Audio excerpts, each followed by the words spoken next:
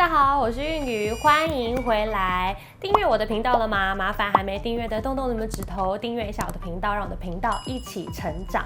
那在5月份呢，我自己很关注的新机，还有台湾品牌华硕的 ZenFone 8系列。那其实也已经有不少的观众啊敲碗很想看评测。那我们今天就话不多说，直接进入主题吧。ZenFone 8系列呢，今年是先端出了2款手机，命名 ZenFone 8和 ZenFone 8 Flip。特别是 ZenFone 8这只手机的设定路线啊，和上一代其实完全不一样。可以说它算是一款全新的机款，没有翻转镜头，反而是首次呢加入了挖孔镜头。那大家其实应该可以很明显的感受到啊，今年这款 ZenFone 8其实不管在话题啊、声量啊、讨论度啊，都高于 Flip 非常的多。那坦白说呢，手机的亮点啊，或者说诚意啊，我觉得也多很多。那我私心的其实也对这只手机啊是抱持比较多的好奇跟期待。那我们就来进行开箱时间。那因为2只的内容物呢，其实大同小异，我们就2只一起开。这一次的盒装设计啊，对比上一代其实是简约许多。那我自己蛮喜欢这样的质感。那内容物比较特别的，都有30瓦的快充头，那 C to C 的传输线，然后还有这一次是硬壳的手机保护壳，2只都装给大家看。2款这次给的都是硬壳的保护壳，其实质感啊相当的不错。那我觉得也不太容易沾染指纹。那因为 ZenFone 8呢，这次很强调手感嘛，它装上保护壳之后，我觉得没有影响到它的手感太多。就是其实握起来还是非常的好握，只不过啊边缘其实我觉得有稍微，毕竟是硬壳的关系，有一点点刮手的感觉。那这一次在 Flip 呢，一样也是硬壳的保护壳。那它为了翻转镜头的设计嘛，所以这边一定会做个开孔。那它这边呢也做了一个物理性的防止，就是说如果你现在要收进包包，你不想要相机突然就是跳出来翻转出来的话，它也可以这样子直接把它顶住，所以这边有一个类似卡准的东西，就会把你这个镜头呢是卡住的，所以可以让手机呢做到比较好的保护。不晓得大家有没有发现啊，我很喜欢研究每家大厂啊针对不同手机所设计的，像是行销标语啊，或是官网上会放上的 slogan， 因为就代表着这只手机啊，他们最想强调或最主打的特色是什么？像是小米11 Lite 5G 就是强打轻盈出色，我觉得形容的蛮好的，很有记忆点。那 ZenFone 8标题下的是什么呢？是刚好更好。好像来到说文解字的频道。不过呢，我觉得也有很切中这只手机的卖点。那我其实有跟华硕手机部门的同事啊聊这只手机为什么又会做回小尺寸的手机，他们当然就是有看见需求嘛。他们认为确实有族群啊特别追求就是手感，然后很喜欢单手操作小尺寸的手机，就像是 iPhone 12 mini 也是顺应这样的想法嘛。那我原本以为 iPhone 12 mini 应该会有不少的拥护者，也应该会卖得蛮好的，但不晓得大家知不知道啊 iPhone 12 mini 啊其实是12系列最冷门的机款。我觉得冷门就算了，其实销量很差很差。外媒甚至报道啊，今年上半年 mini 的机款甚至会减产至少70%，好惨哦。那大家有没有想过是什么原因？给大家思考一下。我自己觉得啦，最大的原因就是续航不佳，因为你为了追求小啊，你势必会缺少了不少功能，或者是会被牺牲。那像是 iPhone mini 呢，我觉得最主要就是续航能力真的非常的不好。身边的 mini 的使用者呢，真的每天一出门啊，如果没有带充电器啊，是撑不了1天的。所以光这一点啊，我也是对小尺寸手机我觉得不太行的。那华硕啊，你既然要做小尺寸手机，一定要看到这个痛点啊。所以这一次呢，完全是打着小钢炮来设计这个 ZenFone 8的手机。那他们甚至透露一件很有趣的事情，是他们在开发初期呢，他们的团队还参考了 Golf GTI 这台车作为他们设计的发想灵感。所以这样大家应该很好想象 ZenFone 8是一台怎么样的手机了吧？确实就是一台小钢炮来着。那带大家来看一下它的外观呢，这次很强调手感，所以是5.9寸169克，那厚度大概是8.9 mm 左右。那我们跟我的常用机6.1寸的 iPhone 12 Pro 比较一下。其实相比起来啊，可以看得出来尺寸是差一点点。不过 iPhone 12 Pro 比较重，它是187克。那它虽然比较厚呢，但是其实宽度是比较窄的。那大家其实可以看到啊，它后面是3D 的曲面的机身背盖，所以我觉得相比12 Pro 这种比较直角式的啊，其实这样的曲面设计呢，我觉得它可以比较轻松的服帖你的手掌。然后再加上我觉得所谓的单手操作呢，我后来实际体验才发现，原来是宽度其实比较重要。这样子的一个手感呢，确实可以握在你的单手的操作的手掌里面，所以这一次呢，它的这个包括重量啊、厚度啊，还有在尺寸上啊，我觉得是做出一个还蛮好的设计。那这一次的机身呢，使用的是磨砂的玻璃涂层，很滑，其实不太容易察觉指纹，那整体的手感又更加分。那再加上啊，它的使用者界面呢，这次在系统上也让单手操作的模式回归。那只有不同的是，像我们现在正常往下滑嘛，它就已经可以把萤幕呢变成2半，所以变成是一个可以单手操作的模式。这个单手模式的这个界面呢，你其实可以自定义的去调整。例如说你手大一点呢，你或许可以往上调，让视窗多一点点。那我觉得这个单手操作的回归呢，再搭上 ZenFone 8，其实我觉得这一次真的就是一个可能很追求手感的族群的一个很棒的机款。这一台小钢炮呢，萤幕也搭载很旗舰款的萤幕，那它5.9寸是三星的 E4 AMOLED 的萤幕，那还首度支援了120赫兹的萤幕更新率，可以90/60的手动切换，解析度是 Full HD Plus， 那20:9的比例，那有112的 DCI-P3 广色域，那还有 Delta 1小于1的色彩准确度 ，HDR10 Plus 的显示认证。简单来说呢，这款萤幕的水准啊是目前旗舰机的表现。那在正面呢，它还加入了康宁大猩猩是硬度最高的 Victus 玻璃。那一些关于萤幕我比较有感的特色功能啊，是它有 Always On 的 Display， 就是它可以常显示萤幕，不让你的萤幕熄灭。那还有低亮度的 DC 调光功能，会在萤幕处于比较低亮度的时候，可以有效的来减少萤幕的闪烁。不过大家有没有感觉啊？现在可能是深色模式，就是它在整个视觉体验上啊，我觉得它的黑边还是稍微略明显了一点点。我不晓得说，如果我在追求更极致一点，可不可以再窄边框一点？那它这个萤幕的体验呢，就又会更好了。那机身侧边的配置可以看到，这边有音量键。那比较特别的是跳色的电源键，因为它这一次的机身其实我觉得都蛮刚硬的，算中性的调色，就是黑色、银色，那有个白色是限量色，所以它可能就做了一个跳色的处理，让它稍微活泼一点点。不然我觉得整体其实还蛮商务，比较中性一点的质感。这次电源键还可以看到没有实体的指纹辨识，没错，就表示说 ZenFone 呢是终于首次导入了萤幕下的光学指纹辨识，在 Flip 的机款呢其实也是有支援的。我觉得这一次啊，在指纹辨识啊，两个的指纹辨识的辨识度啊、灵敏度啊，其实都非常的好。那辨识的位置呢，我觉得其实也相对的还蛮友善的。那这几天实测下来呢，我觉得它的辨识度都非常的快速，所以我觉得光学指纹辨识这件事情呢，也算是这一次的一大亮点了。那可以看到上面呢是耳机孔回归，那 SIM 卡槽呢在下方，这个是 Nano SIM 的双面双卡槽，那卡托有红色的防胶的防尘胶圈，支援5G 加5G 的双卡双待。这个 SIM 卡的卡针的孔洞啊，是在最左边的这个地方，千万不要给人家嘟错孔洞哦，人家是麦克风啦，要小心。那 Type C 的充电，然后还有双立体声的喇叭。那一个在下方，另外一个其实是位于听筒的位置。这支手机呢，说起来在影音的体验上，我给还蛮高的评价，因为首先它有一块很高水准的萤幕，它的彩度啊、亮度啊、对比度啊都相当的棒。唯一可能就是没有那种大萤幕的视觉爽感。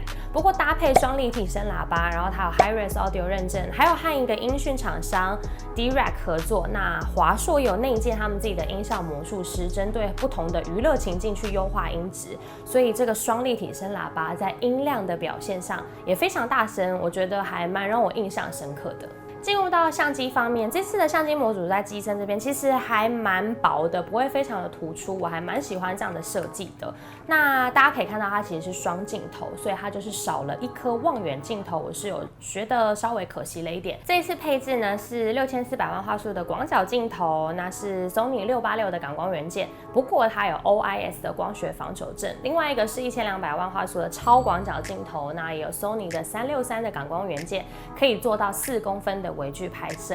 那前镜头是一个挖孔镜头，是1200万画素的前镜头，它也有663旗舰级的感光元件。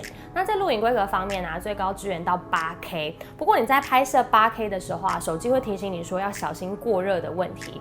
那接下来可以到 4K 60P， 那有防手震，不过只支援到 Full HD 60P。在收音方面呢，我觉得 ZenFone 都蛮厉害的，他们一贯都可以做到过滤、风切声，然后还有焦点的收音。那它有提供专业录影模模式，然后有搭载3个麦克风，所以我觉得它在影音表现上是相当不错的。那因为实拍的部分呢，我们会跟 Zenfone 8 Flip 一起来比较，所以我们就待会再来看。处理器呢，这么小的机身，但它还是塞进了一颗 S888旗舰级的处理器。我觉得 S888的效能你是不用担心啦，不过手机很小，其实散热本身是我一个比较担心的问题。那再加上这颗处理器是一个大暖男，所以我实测啊，在充电啊、录影啊跟游戏的体验上，手机的温度其实是真的很有感的提升。那特别会集中在相机的地方。那我会觉得，甚至要装上保护壳啊，才不会有觉得很烫手的情况。那 Geekbench 的跑分也给大家参考一下，单核是1014，多核是3307，综合效能是4127，就是 S888 旗舰级的水准了。那游戏呢，我们有实测了 PUBG M， 那画面的设定最高可以开到超高加极限，那可以开启 Zenfone 内建的游戏精灵，还蛮有趣的，就是你可以防止误触啦，那准星可以自定啦，聚集到萤幕录影，都是玩手游很实际的功能。但是手感是很不错，就是你的手非常好掌握，不过温度真的是蛮有感的提升。那这个小钢炮呢，它有旗舰级处理器，但它一样呢也塞进了一颗4000毫安时的电量，那给你30瓦的快充。续航表现呢，我们设定萤幕亮度50，那更新率是90赫兹。PCmark 进行80到20的电力测试，它的成绩是9小时又43分，其实是一个相当强悍的续航表现。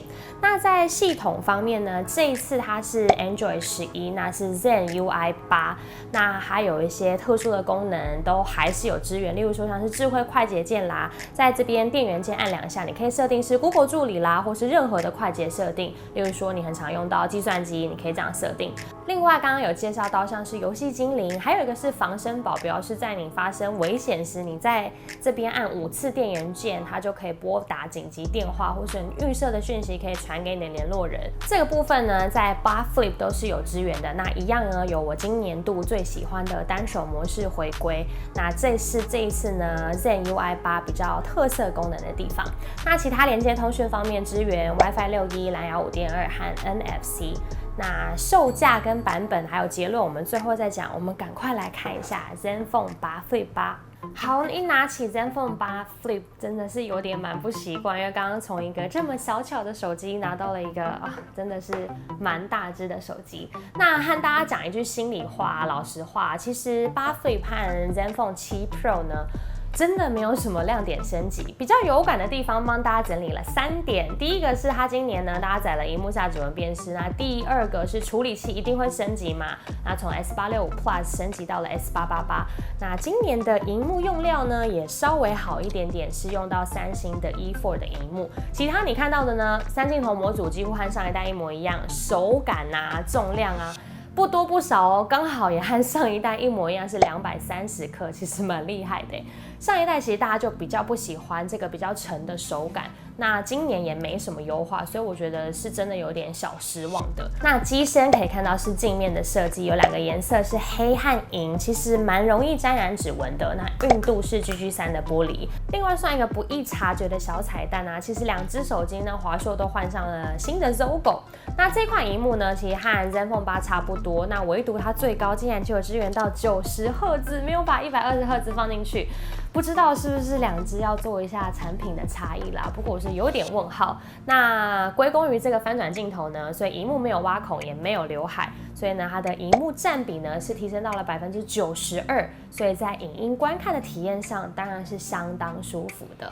那在机身配置上，其实可以看到和 Zenfone 8一样的跳色电源键、音量键，SIM 卡槽是放在左侧，因为它这一次给的是 SIM 卡3槽，就是给好给满就对了。你可以做到5G 加5G 的双卡双待。那 SD 卡的扩充最高可以到2TB， 那没有耳机孔，一样有双立体声的喇叭。这一代的相机呢，其实主要升级在于翻转模组的结构强化，它强调翻转的寿命啊，可以从20万次再提升至30万次，所以每天如果以大概翻转150次来计算的话，大概可以使用5年。这个3镜头模组啊，就是比 Zenfone 8多了一颗，其他都一样。那这一颗是800万画素的望远镜头，它可以做到是3倍的光学变焦和12倍的数位变焦。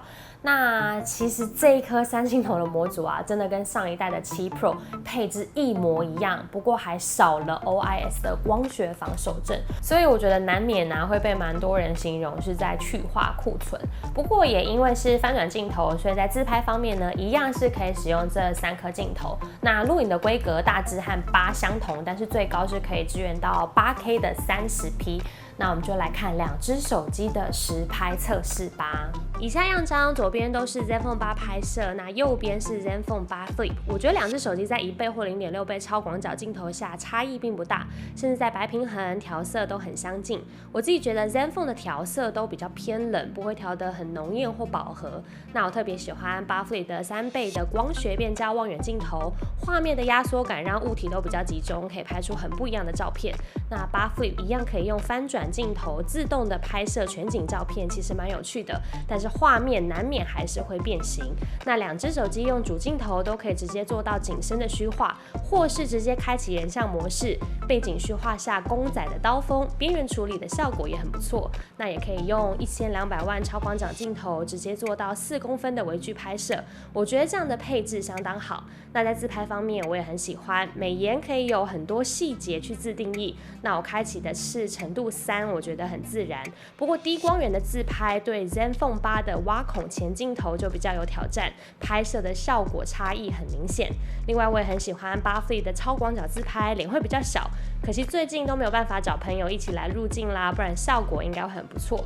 接下来的样张我们找了 iPhone 12 Pro 一起来比较一下，可以明显看出不同厂牌在白平衡的调教也不同。12 Pro 的土地和草地比较亮跟饱和，那在菜色上12 Pro 的绿色也相对鲜艳。夜拍方面，其实这一代的 Zenfone 表现不错，不过还是可以看出12 Pro 的建筑物更亮，甚至能拍出蓝蓝的夜色。那超广角都有支援夜拍，12 Pro 的最右边建筑也相对比较亮，不过相片的风格每个人就各有喜好咯。Zenfone 8 Flip 今年加入了特写录影，我非常喜欢，可以让静物自动对焦，特写对象突出，就很适合拍 Vlog 或是像商品的开箱。现在我们实测呢，是它有开绿风切声，然后有聚焦收音。不过我们现在都要戴口罩，所以可能声音还是会稍微没有办法收的那么清楚，但大家就稍微体验看看。现在外面都是街景，那应该还蛮吵杂的，然后可以体验看它的收音状况如何。现在就是把绿风切声和聚焦收音都关掉，那大家可以比较一下2个的收音状况，我觉得效果应该还蛮明显的。那因为最近疫情啊，所以就真的没有办法到处去很多地方去实测，所以就也请大家多多包涵啦。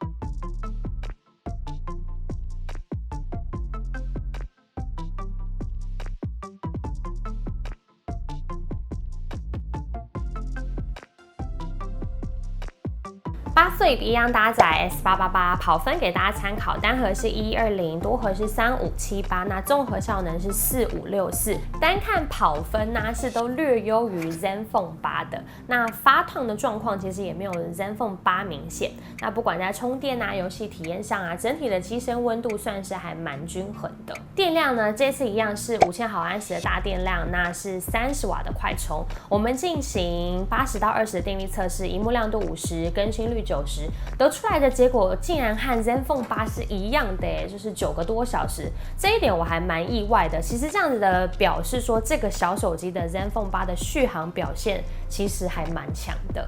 那最后呢，来讲到2只手机的版本和售价。Zenfone 8总共推出了4个版本，那最低是8+128G 是18990，那最高可以到16G 加256G 是25990。那 Zenfone 8 Flip 是2个版本，那售价呢跟容量一样，就也提供给大家参考。结论啊 ，Zenfone 8比 Flip 更有亮点，也更有诚意，我觉得应该还蛮明显的。首先 S888 处理器2万就有找，可以入手的价格比较亲民。那它虽然是小尺寸，但是也没有牺牲电量，还是给你了4000毫安时的大电池。